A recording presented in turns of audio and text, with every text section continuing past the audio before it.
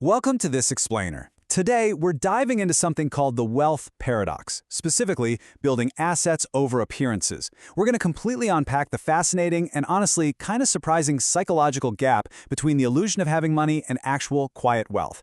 This is an educational look at the mechanics of money, and it's totally designed to change how you look at every luxury car and designer outfit you pass by on the street.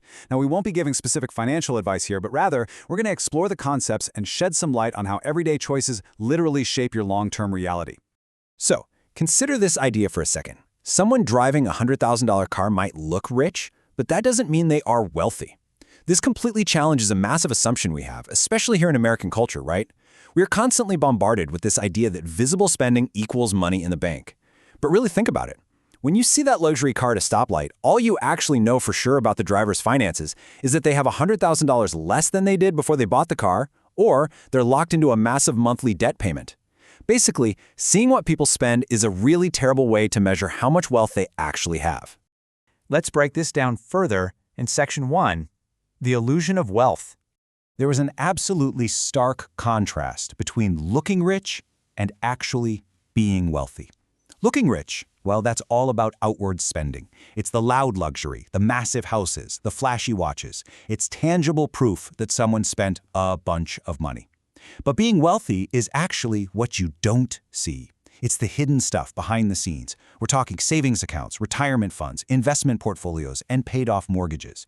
Wealth is simply the money that hasn't been spent yet. It gives you options and freedom. Looking rich, on the flip side, is often just a highly successful performance that masks some really deep financial stress. Which brings us to Section 2, how spending destroys wealth. You know, the most common wealth destroyers are things we literally see every single day. Expensive cars, luxury clothes, just unnecessary spending across the board. The absolutely crucial thing to understand about these items is that they are depreciating assets.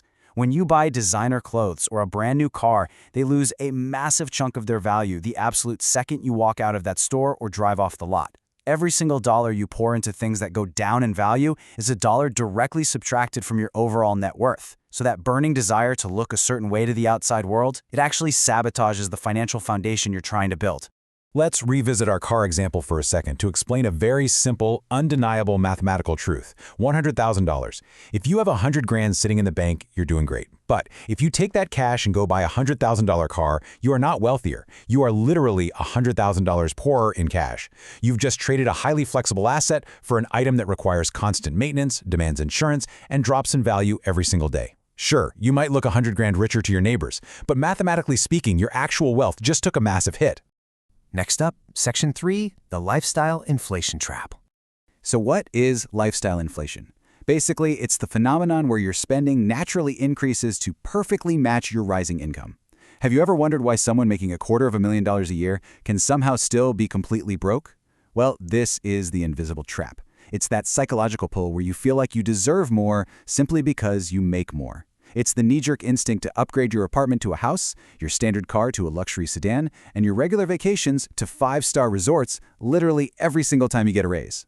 It plays out as a really simple chronological trap. Step 1, you get a raise or land a better paying job. You feel absolutely great, and suddenly, hey, you've got more breathing room in your budget.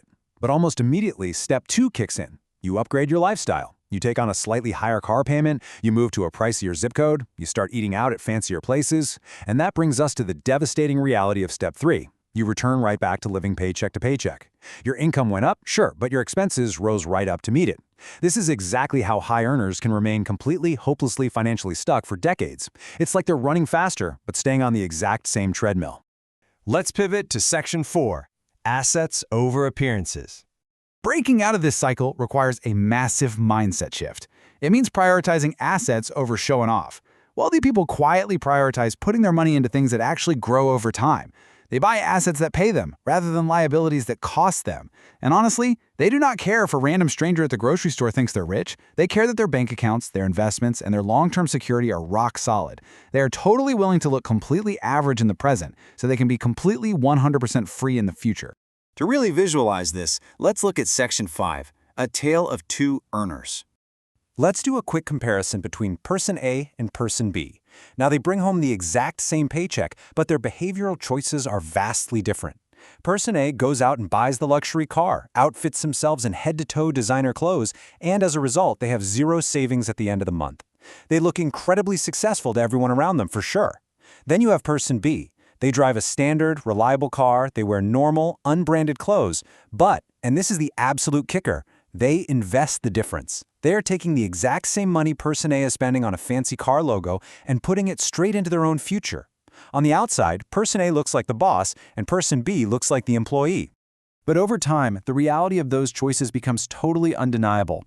Person A's projected net worth barely even moves. All of their money is permanently locked up in things that are losing value or being burned on interest for loans. They are entirely trapped by their own lifestyle. But person B, their net worth is steadily, beautifully growing upward. By choosing to save and invest, person B's money is compounding. Literally, their money is making them more money. Ultimately, person B achieves actual financial freedom, while person A remains completely dependent on their next paycheck just to maintain the grand illusion. This leads us right into our final takeaway in Section 6, the reality of building wealth. Looking rich is expensive. Building wealth is different. The next time you feel the pressure to upgrade your life just to show others you're doing well, remember this. Spending money to show people how much money you have is the absolute fastest way to have less money. True wealth whispers, it doesn't shout. So you have to ask yourself, are you building a lifestyle for other people's eyes, or are you building financial freedom for your own future? Thank you so much for joining this explainer, and remember, keep focusing on those assets.